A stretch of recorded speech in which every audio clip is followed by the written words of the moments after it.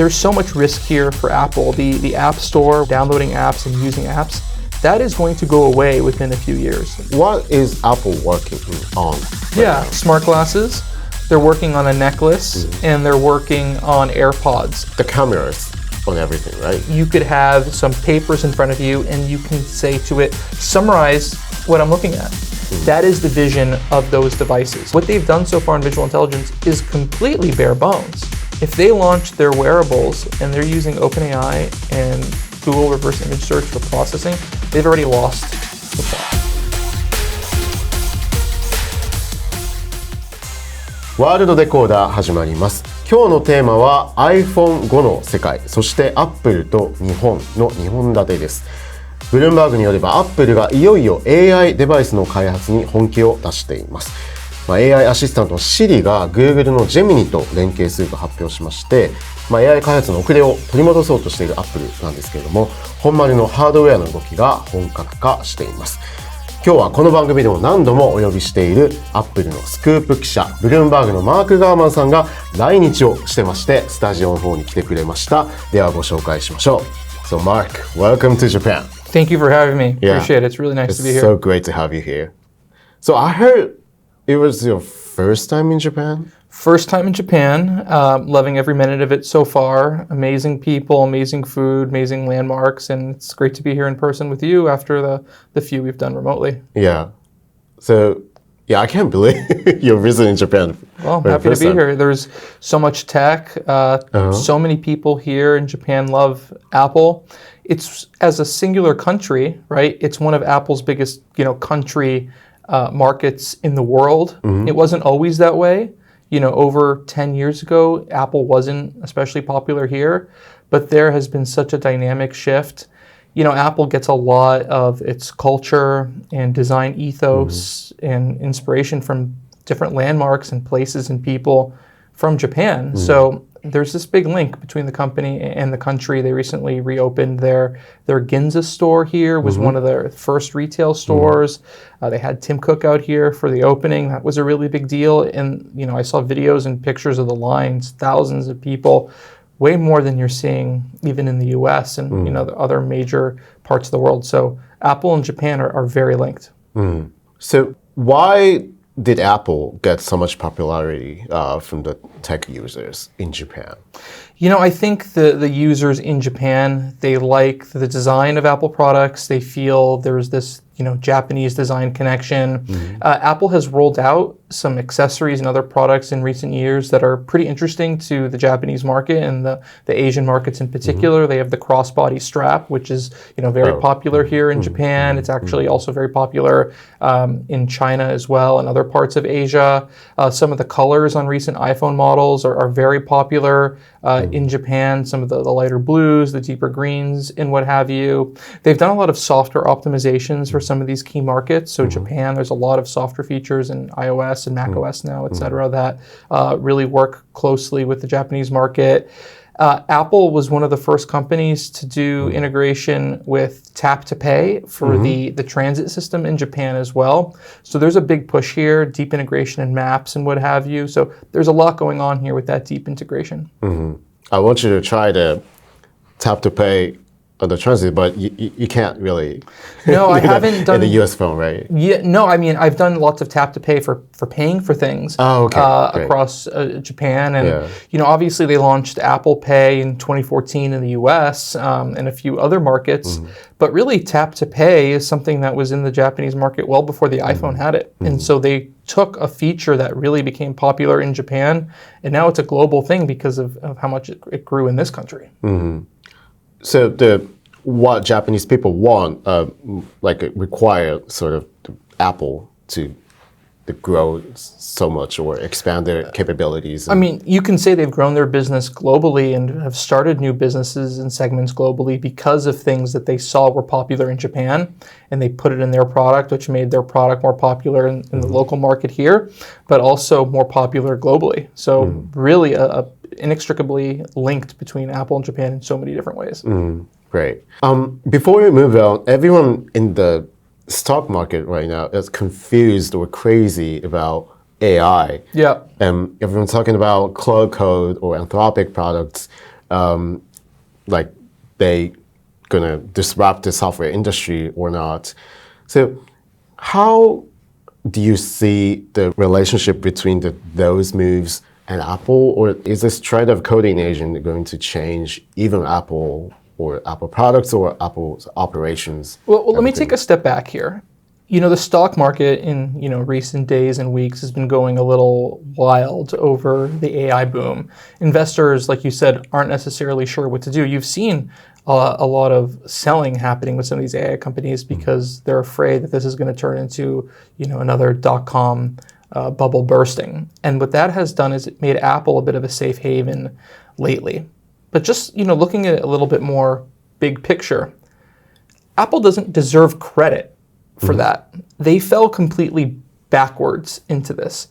Apple isn't an AI company by design. That wasn't a choice that they made to stay away from this, right?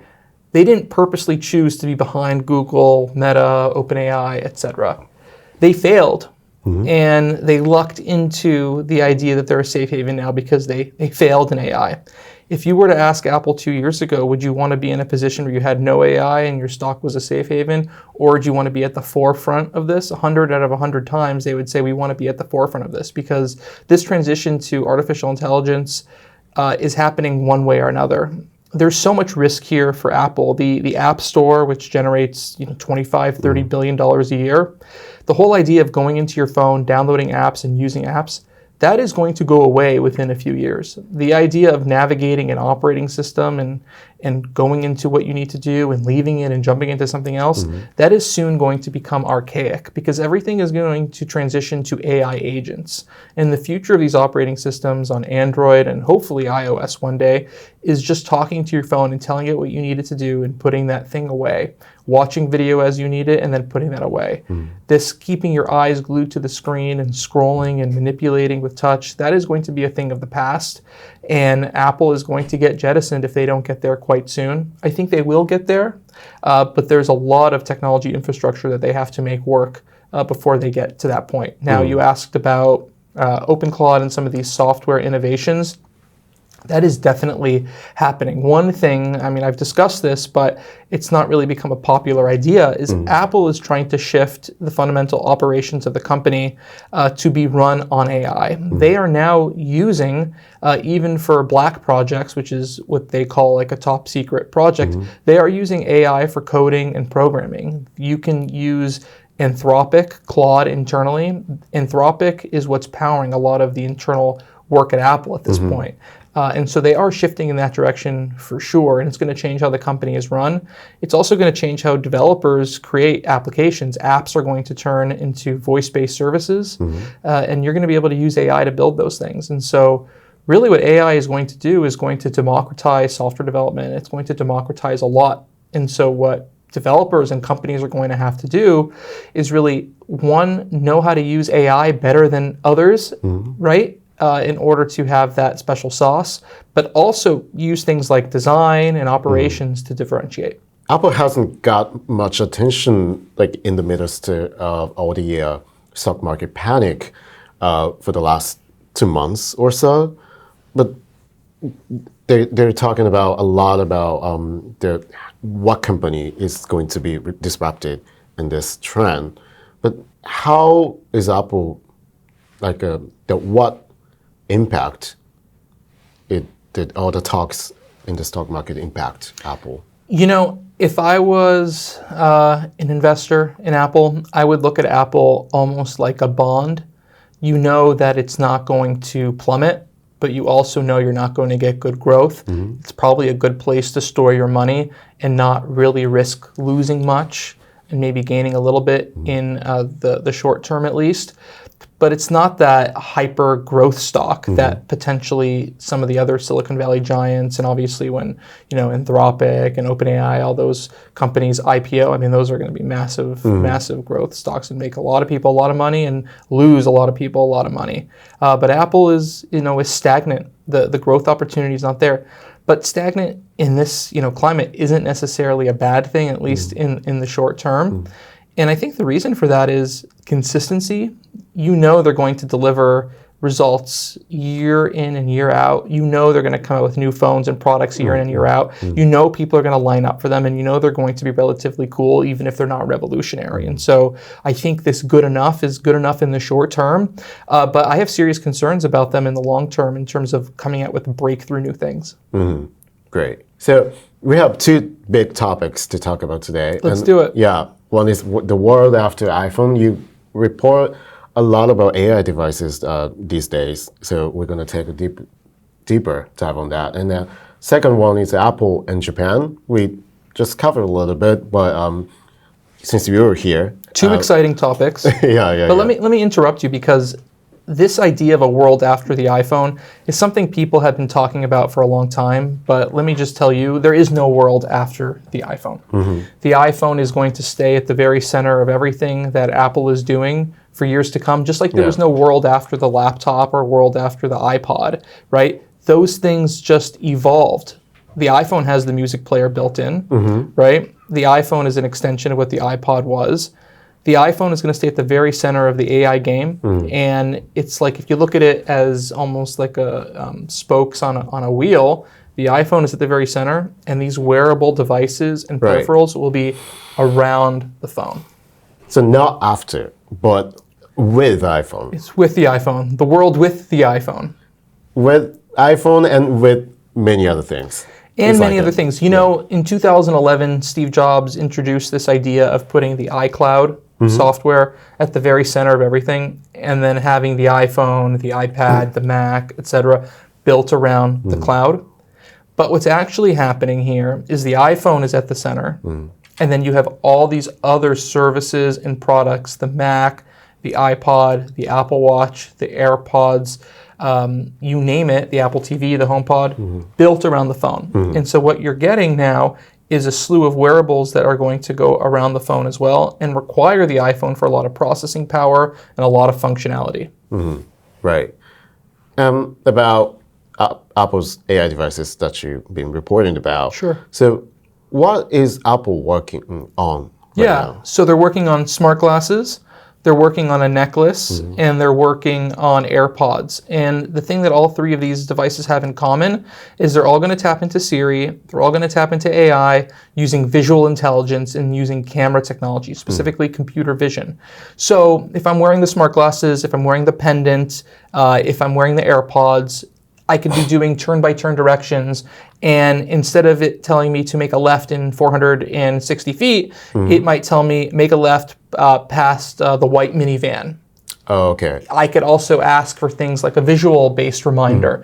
So I can say, hey, when I get to the supermarket, let me know when I'm in the pasta aisle and remind me to grab some fettuccine, right? And it can see around me, and it can see where the fettuccine is. It can say, hey, you're about 6 feet away from the fettuccine, walk down that aisle and go grab some. So there are all sorts of interesting use cases that you can create because of a visual environment. You could be wearing the glasses, and you could have some papers in front of you, and you can say to it, summarize what I'm looking at. You could be eating, and you could say, tell me the ingredients inside of this meal.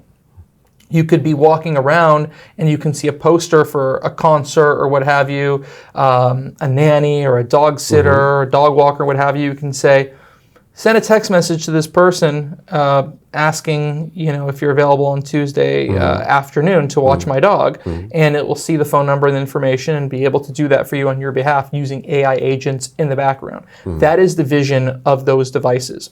And the reason that they have three of them is because there's different people who will have different preferences.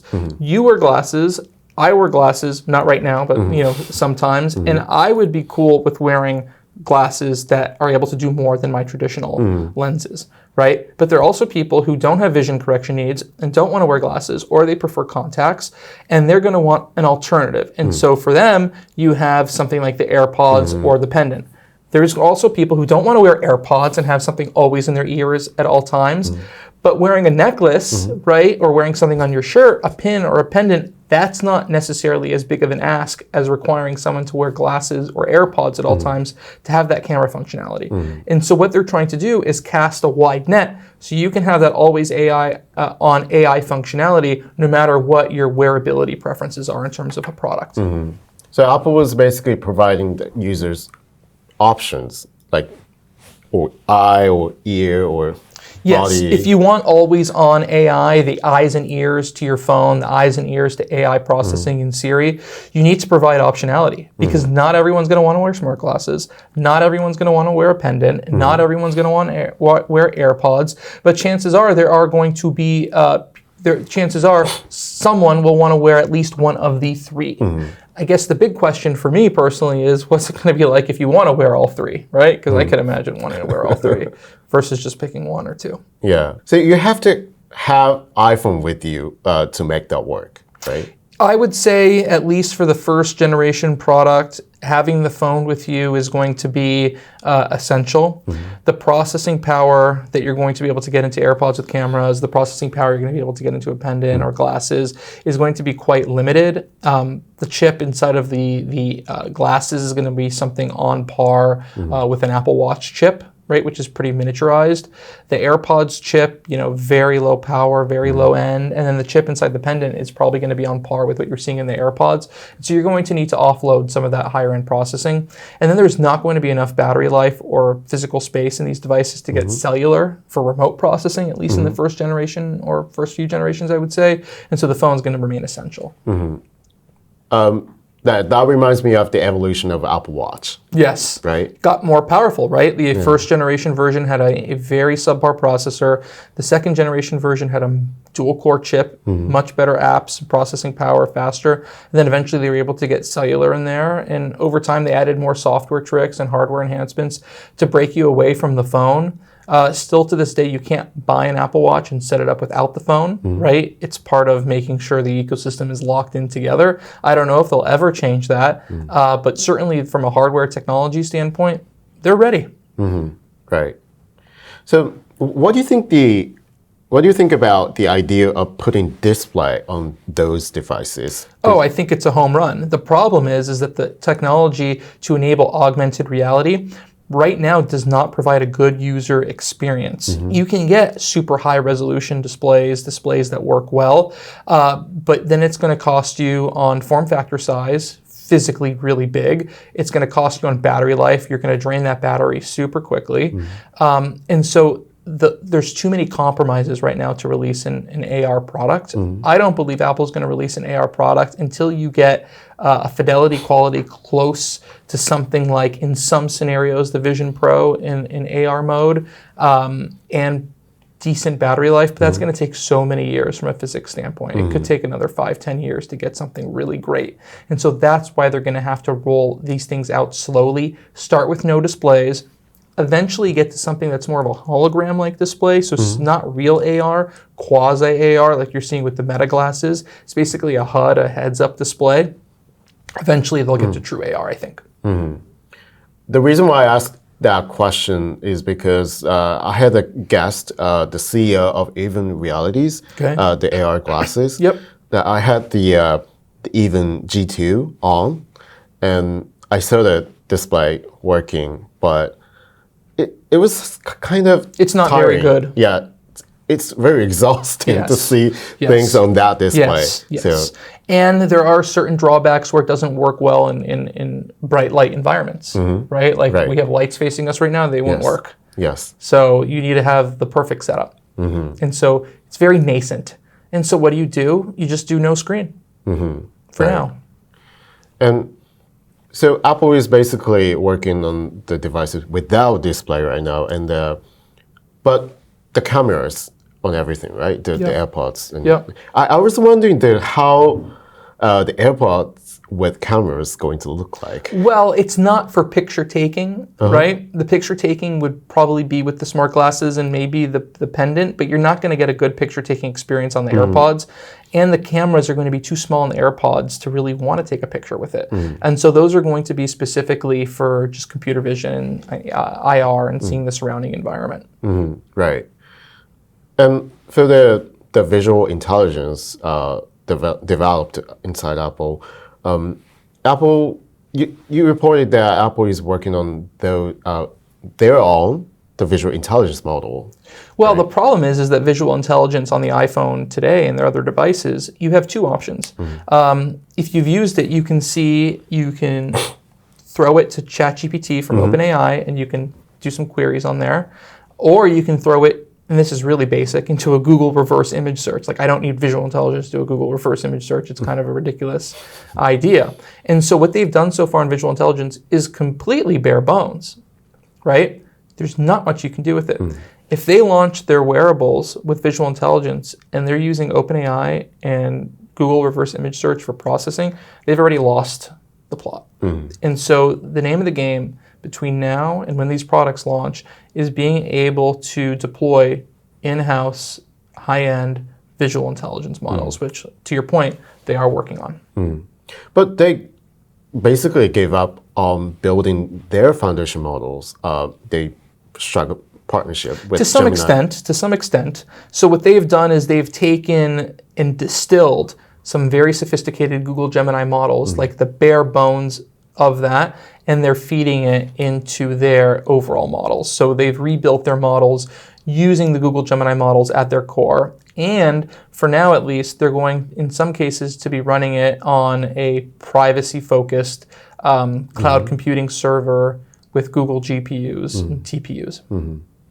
Oh, so the visual intelligence models will be based on Gemini. Well, I was talking about their models, their models in general. We'll see what the visual intelligence models, turn out to be. But in terms of the models they'll be using for the new versions of Siri coming this year, those are essentially a collaboration between Google and Apple.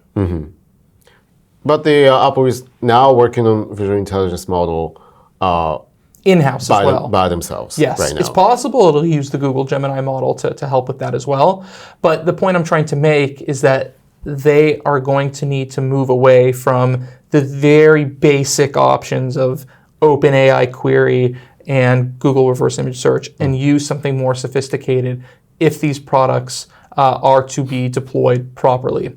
And whether that's a 100% in-house model solution, whether that's an in-house solution on par with the LLM they're building for Siri in collaboration with Google, either is probably fine, but they're going to need to go in-house to some extent, or they've already lost. And as you discussed, the Meta already launched their products of AR glasses, and Google announced that their AR glasses or the Android XR last year. Yep. So, what do you think the competition between them and Apple is going to be? And is the visual intelligence devices a big thing for Apple over the years? When you look at the smartphone landscape, it's really iOS versus Android. When you look at the computer landscape, it's really Mac versus PC, so Windows. I personally think that the smart glasses and AR industry is going to be big enough to have three players. You'll have Apple at the very high end. You'll have Meta at the low end and Google at the low end. And so I think you'll see Google and Meta be able to coexist. At some point, I would not be surprised if they fold themselves together, if Meta eventually shifts to Android XR. But for now, I think all three are going to exist. Meta has a great partnership with one of the biggest glasses manufacturers in the entire world with Extra Luxottica. They've got Ray-Ban, they've got Oakley, they have Prada coming probably at the end of this year. So that's very exciting. And Google is partnering with Warby Parker and a few other brands. And so you're going to see some very strong rollouts from them as well. And so I think there's opportunities for all three of them for sure. So Apple is basically really serious about this thing. They're very serious about rolling out AI hardware. The problem is they're not able to roll it out until they got the models working, right? These continued delays to Siri, these continued delays to internal LLMs, the Apple Intelligence snags and feature rollout stagnation, that has held them back from being able to roll out new hardware. I would say that the hardware is ahead of the infrastructure and the software at this point. Yeah, we discussed this in the previous videos, but is OpenAI and Johnny Ive, the joint venture thing, is going to compete with Apple? I think they're going to compete very strongly with Apple. But I don't know how well they're going to do. I'm not sure, with all the privacy concerns and everything going on with the world, that OpenAI is going to become a gigantic seller of hardware. From an operational standpoint, hardware and margins is very difficult. So they have an extraordinarily high hill to climb, no matter how many former Apple executives they have working there. I think they're going to release a really cool product. I think it's going to be really nice and well received. But some of the ideas seem a little far-fetched. But, we'll see what happens. It's a little too early to tell. They're working on earbuds. They're working on smart glasses. They're working on smart speakers. They're working on some other stuff. But genuinely, I think they're going to look really cool and work really well. But we'll see if people buy them. I saw you reporting about Johnny Ive's Ferrari electric vehicle. Yeah, I had a chance to look with some others at the interior of this new Ferrari. The Ferrari Luce, which means light in English, translated from Italian.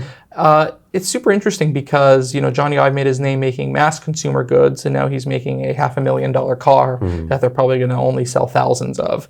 The interior is really interesting. If you think about what would a tech-forward EV designed by Johnny Ive look like, you'd probably think of displays everywhere and lots of tech. But it's all tactile and physical switches and buttons. His belief is that other car companies are going to see that and want to adopt that and not go so tech forward, because he thinks from a driving standpoint, it's a lot safer. It's hard to argue with that. What is he thinking about all the design thing in the AI age right now? With AI, design starts to recede. Right? It's the AI at the forefront. And so the companies that are able to make the design disappear as much as possible, those are the ones who are going to succeed. And so that's why I think there's so much excitement about what you're seeing from OpenAI. I think there's so much excitement as to why you're seeing, renewed design leadership at Meta. And I think Apple's history of being a top-tier design-focused tech hardware company gives them an advantage as well. So it's going to be really interesting to see. Google's the one who hasn't really shown what their cards are going to be on smart glasses and some of their AI devices. We know that they make in-house hardware, but is this something that they're going to license out in terms of Android XR? Are they going to make their own Android XR devices? They're not saying. I have a feeling they will. Whereas we know with Apple, they make the whole kit. We know Meta's making the whole kit. And we know that OpenAI is obviously going to do their own hardware with, Johnny Ive and love from there, combined with their, proprietary ChatGPT. Yeah, I'm not really sure how serious Google is about making hardware by themselves. They have to decide how serious they are, because they make cool hardware, they have cool colors. They probably have the best marketing in the industry for some of their phone ads. I mean, they've done some really cool advertising lately on TV and elsewhere on YouTube. But the hardware is not revolutionary. It's really the software that's their magic sauce, and the AI and some of the camera tech. And so they really have to decide which direction they're going to take. Right. Okay, before we move on, we had those hardware, Humane, AI Pin, or Rabbit R1. Like, everyone is crazy about those hardwares instantly, like at beginning of last year or before the 2024.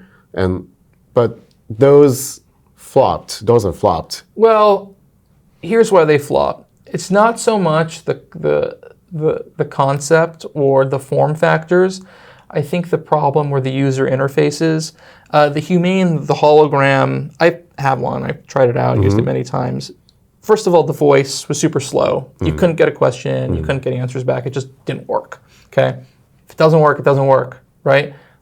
Wearing something on your chest with the camera and the audio feedback and all that, I thought it was fine. Apple's going in that direction. You'll see other people go in that direction. It just didn't work. And the hologram was terrible. It only worked half the time, maybe 25% of the time. So the problem with the Humane is it just didn't work. The Rabbit, the user interface wasn't so great. But both hardware, from a hardware standpoint, I think they both had good industrial design and good ideas. It's just they didn't execute and create functional products.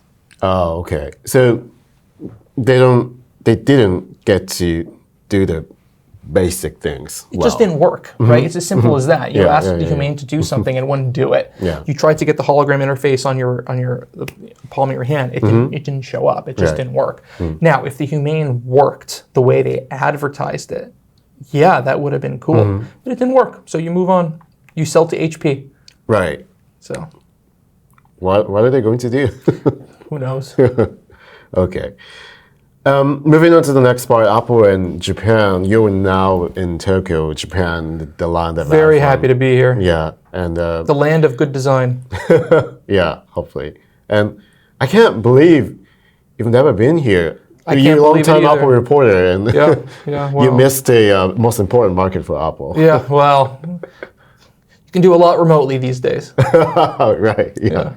That makes sense. Yeah. But iOS has a 60% market share here, and then Apple's quarterly sales in Japan are getting closer to. I haven't seen one Android phone since I've been here. Really? But you are wearing an Android watch.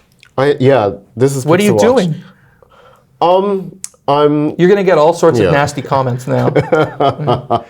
So Apple's quarterly sales in Japan are getting closer to 10 billion. So in a single country. So obviously the important market for Apple overall. So what do you think about Japan's importance for Apple? What do people inside Apple think about Japan? I think they see Japan as fundamental to a lot of the products that they've made. Obviously, there are some core components that go into the chips and the other interior technologies that have been developed in Japan. Sony is one of Apple's most important suppliers. They've done so much work with Apple on really two things. One is camera tech. And as you know, these phones are becoming more and more powerful and more exciting, more and more expensive and interesting to consumers because of the camera features. And Sony has been at the very forefront of providing that technology to Apple. So Apple has a lot of gratitude, or at least they should. I don't know if they do, but if I were Apple, I'd have a lot of gratitude to Sony because of all the help they've done with the cameras from nearly the beginning of the iPhone 20 years ago.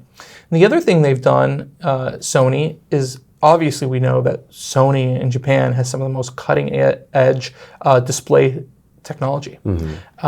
They've provided, the Vision Pro, there's a lot of faults, the price, the heft and whatnot, but what you can't argue with is the display technology, super cutting edge, and that was developed by Sony. Those Sony micro LED panels are just absolutely amazing. Have you used the Vision Pro? A little bit, yeah. Yeah, you can use. So as you know, and your viewers probably know, the displays are just incredible. Obviously, Japan Display provided a lot of screen technology to Apple over the years for things like iPads and some iPhones and Macs and what have you. So, Japan, in terms of technology, is really known for screen tech and camera tech, and those are two of the more fundamental components inside of all of Apple's products at this point. Right. I remember you mentioned Japan in a newsletter when Apple Vision Pro launched as a promising area for virtual reality tech. And what do you think about consumers in Japan? Well, mixed reality and virtual reality is a huge market. Japan is a huge market for mixed reality and virtual reality. We've seen that with devices from Meta and some of the other companies.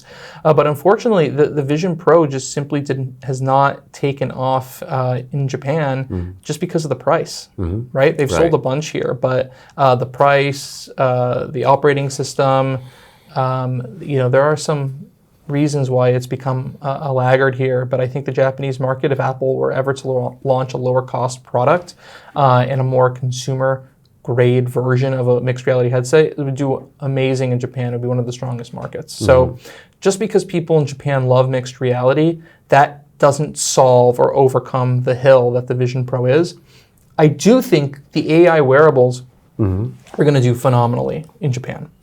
I think people in Japan love wearable tech. The Apple Watch does great here. You're going to see the smart glasses do wonderfully here, and things like the necklace. Any fashion tech product from Apple is going to do great in Japan. Do you think Japanese people love fashion tech products? Yeah, I mean, you saw the crossbody strap that they did with a Japanese company. That sold out in minutes here. Right. Yeah, I mean, that was a whole thing. So I think people are going to be really excited about the AI wearables in Japan. They're going to do great here. Do you think enthusiasm of Japanese Apple fans different from other countries? Yes. I think that people in Japan are very excited about Apple products. They're very excited about the colors and the design and the operating system and the features. In Europe, Europe is predominantly Android. Obviously, in the U.S. is closer to Japan, but I think people in the U.S. recognize there's more to Apple, but there really isn't a viable alternative. So people are stuck in that ecosystem. China, that's the big one, because China, they've got some great stuff from Huawei to Xiaomi to Oppo, some of the lower end products, but also at the very high end, just camera technology and AI that runs many circles around what Apple's offering. So that is a risk for them. But Japan, it's great for Apple. What about Apple resonates to Japanese people? Like I said, I think it's the design. I think it's the form factors. I think it's the ease of use. I think it's the colors. I think Apple remains a very strong status symbol as well. And so for a lot of the reasons that people like Apple products globally, they like them even more for those same reasons in Japan. Great. So you talked about Sony and other suppliers. And so when it comes to suppliers, when I see suppliers list that's posted on the Apple's website, I think the third biggest country of suppliers is Japan, like a second. Japan, they make so many different small components and infrastructure for Apple to be able to do production of different parts and chips, some of the underlying tricks for software as well. A lot of that is developed in Japan. Japan, Apple has R&D facilities in Japan, secret facilities where they've developed a lot of next generation display technology. Apple tried to release what are known as micro-LED panels specifically for future Apple Watches. That project failed, became too expensive, but that is something they invested billions in dollars of R&D in. And that, for all intents and purposes, was developed not predominantly, but to some extent in Japan. And so Japan is really at the forefront of the very core instrumental technologies in Apple products. Yeah, they have the research lab in near Tokyo. It's called Apple YTC, Yokohama Technology Center. You call it a secret facility. Well, what do they? Most people don't know about it. Yeah. What do they do? It's a lot of display technology, screen-related technologies, camera technologies. Working with the local suppliers to sort of bring them all into one building and get these things, figured out and try to investigate what these next generation technologies are going to be for future Apple products many years down the road. Apple also has some suppliers in Japan for things like soft goods. So different, twill and different materials that go into like cases and the Vision Pro strap and whatnot. So a lot going on in Japan. There have been some great paint and color providers in Japan as well for Apple products, and Apple gets a lot of inspiration in different materials to build different colors. There was the Sierra Blue iPhone 13 Pro a few years ago. That was based on a blue that was developed from a Japanese company, and they provided some of the paint for that as well. And so that was a really strong color for them. That's interesting. So is there such facilities in other countries outside the U.S.? Yeah, Apple has R&D facilities in a lot of places. They have several R&D facilities in Europe. They have some in Germany. They have some in Switzerland. They have some in Italy for chips, believe it or not. They've got R&D facilities across China as well. So Japan is not unique there. But like I said, a lot of the core technologies for displays and camera tech are built here and then sent to China for production and elsewhere around the world for use. Right, great. But on the other hand, about regulation thing in Japan, the Apple faces a lot of regulatory scrutiny, not only in Japan but in other countries too. With Japan, Japanese government passed a legislation called Japan's Mobile Software Competition Act, which basically requires Apple to reduce fees on the App Store and other I think it's a great thing. And what you've seen is Japan was, along with the EU, at the forefront of this. But Apple has had to take a lot of the policies, or has decided to take a lot of the policies that Japan wanted them to implement, and has brought them globally. There was a feature called the Reader Rule implemented several years ago, which means some subscription apps, books, cloud storage apps, video streaming apps, that you can subscribe to those outside of the App Store and then still use the application with a login. That's something that was recommended by the Japanese government and the regulators here, and that has made the experience of using apps and services on the App Store much better for customers globally. And so Japan has been at the forefront of that.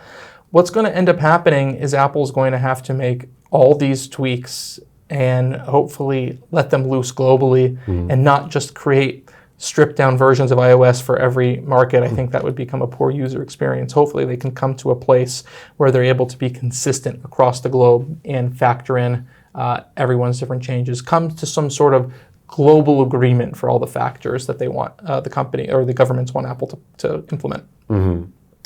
One of the goals of those legislation is going to be for users to switch easily between Apple and Android devices. Yeah, they've already implemented, at least in my US version of my iOS on my iPhone, there's new toggles in there to easily switch your phone number and move your account over to Android. That's something that's been very difficult. So they're sort of breaking down that wall. I don't think it's going to have a major impact. If you've been hell-bent and dead set on moving from an iPhone to an Android phone, you could do it. Now it's just a bit easier. And I don't think the calculus changes much for people. I still think that iMessage is a huge lock-in, and people aren't going to want to walk away from that. Right.